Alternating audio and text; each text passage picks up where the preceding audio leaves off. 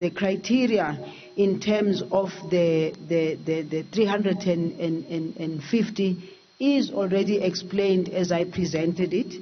The food parcels and the food vouchers, I think we must indicate that when it comes to the food parcels, there is food parcels that are being distributed through SASSA, and this is through the SRD, which is something that is not new. It's something that we have always done, but we have had to expand it.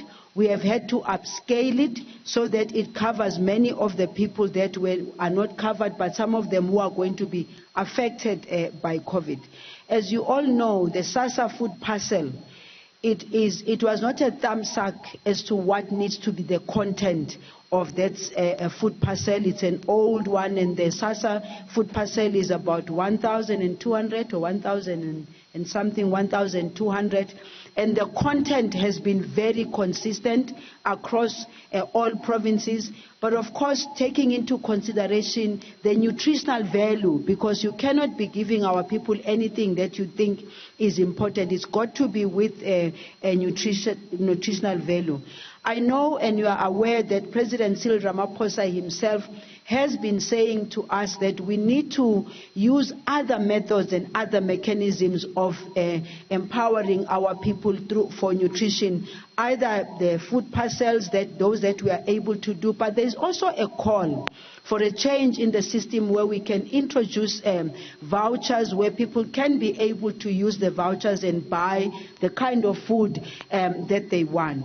That is a system that we really need to make sure that we work thoroughly on, because consideration also has to be, where are they going to be buying with those food vouchers? Are they going to be going back again to the same old big companies? Are the beneficiaries going to be forced yet again to travel long distances to go and get the food? Or are we going to use a system where the vouchers can be used within the communities, hence the importance of improving your spaza shops and accessibility through the spaza shops, through your general dealers that you find in the rural areas? We think that this COVID-19 is a terrible thing that has happened to us, but it has also forced us to think differently and to speed up in some of our processes and make sure that our implementation doesn't go the same old way. Now the question, has the SASSA system been tested or not? I already in the statement did indicate that the numbers and the WhatsApp that people can use, but the complete system is only going to be announced once we are comfortable that the system that we have will, one, be a system that is easily accessible, two, being a system that where people we can able to respond back to the applicants properly. Three, there must also be consideration of the cost thereof, because the other social grants were easy for us to deal with, because it was just a question of adding the money that has been declared by the president onto already an existing system.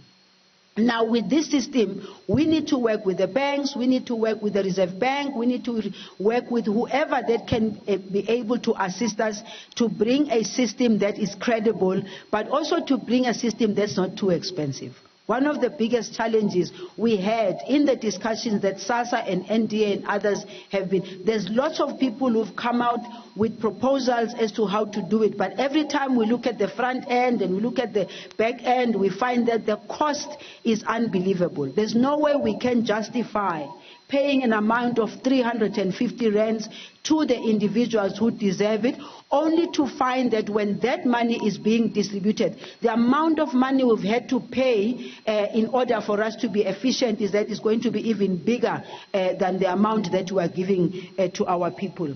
The issue of the 350 is an amount which the president did not also just wake up in the morning and thumbs up. We are all aware of the fact that prior to even us being hit by COVID-19, our economy was already going through serious difficulties. As it is right now, many departments were requested to reduce their budgets, take back the money. Many provinces are actually complaining. Even now, the MECs were complaining to me this morning that part of the money that was taken away from them before COVID-19, you all know that we're already on a belt tightening. We're already in a period of trying to save as far as we possibly can. So the President, together with Treasury and together with ourselves and together with the relevant people, they came to the conclusion, on the basis of what you have in your pocket, you cannot go out there and make promises you cannot keep, because the money that is being given to us was money. Treasury crunches the figures,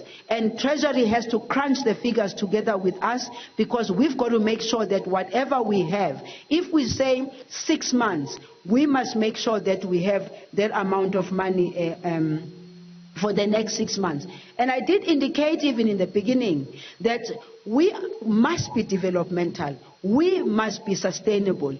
And therefore the discussion about what happens 6 months from now needs to be quick in our conversation and discussion, how can we be able to help our people.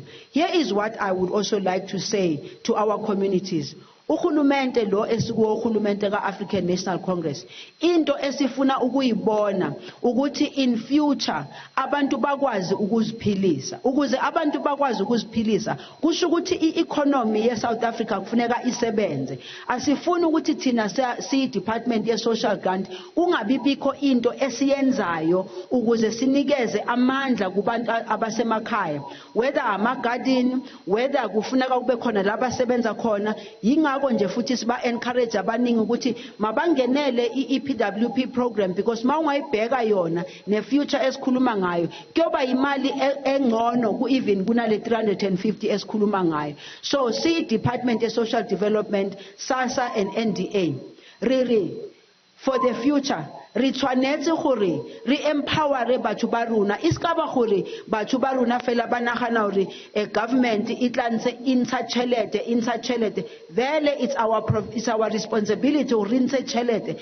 but we must be able to appreciate the fact that budget ya rona ai gole, and in order for the budget to grow, ke yona reason e ke buang ka yona gore rona re batla ba part and parcel of the economic development. Because I can tell you, I am sure that each and every individual out there, nobody wants to sit in some corner and just be waiting. The reason why our people are in this situation, it is because unemployment is too high in South Africa. It is because they've got nowhere else to go. So that's why we ask all other departments, whether it's agriculture, whether it's tourism, whether it's even human settlement itself. We have very serious conversations in human settlement. In fact, I know as a matter of fact that human settlement, khohlola to your so we need to make sure that the opportunities must be open for our people so that they can be able to take care of themselves. Yes, we are a government that needs to be responsible, that needs to be responsive. Tabayadi food parcel. Almost everywhere in our country, but the food parcels. Yes, we will reach as far as we possibly can. But here is a message. The message is that those who even have the food already, they must really think seriously about those who have absolutely nothing. So the food parcels, we are depending on firstly, now as a minister was social development, the MECs in all provinces, because when all is said and done, asinna oyeming mo Pretoria, otla khona ubona uri mango kai waithola chelete, but we are depending, what ithola the food parcels, we are depending on the MECs, on the local government, on the structures that we already have, which I indicated, your CNDCs and your drop-off centers. And that issue, ya banaba skolo, Leona, I did address it. Hore kinali discussion in the Minister wa Basic Education. Hore understand that hore bana ba bangata ba dutse ko magaeng and they have nothing. So we are also calling on the parents to really assist in this case, because chelete which should have been spent now on the children while they were going to school is the money that maybe we can see how we can work it out so that within the systems that we have, really improvement. On the other hand, Minister wa Basic Education, the Minister wa Minister Njimutsecha, Libona, they will be here making the very making the announcements about what plans they have in place. And I'm sure Liruna the same question, but I can assure you, me and her have already started a conversation. Yauri, how can we help those that are not in school? Also, I have mentioned earlier on that those that are private sector driven, those that are packaging and sending and giving people food, our call to yourselves is that as far as possible, work with the communities, as I said earlier, because your government structures, your NPOs, your NGOs are the ones who know where the people who need most. And therefore, do not create a panic in our communities. I've seen sometimes some people, and we thank them for going out there, but I see them just going out and letting people come stand in queues, and that itself, I think that there's got to be dignity in that. We need to be appreciative that people didn't call it upon themselves to be in that situation. So those that are giving the food, please make sure that you adhere to the guidelines, and if you don't know what the guidelines are, ask your local government structures, ask your provincial structures what needs to be done. We also do not want to be just a society and community or government of food parcels.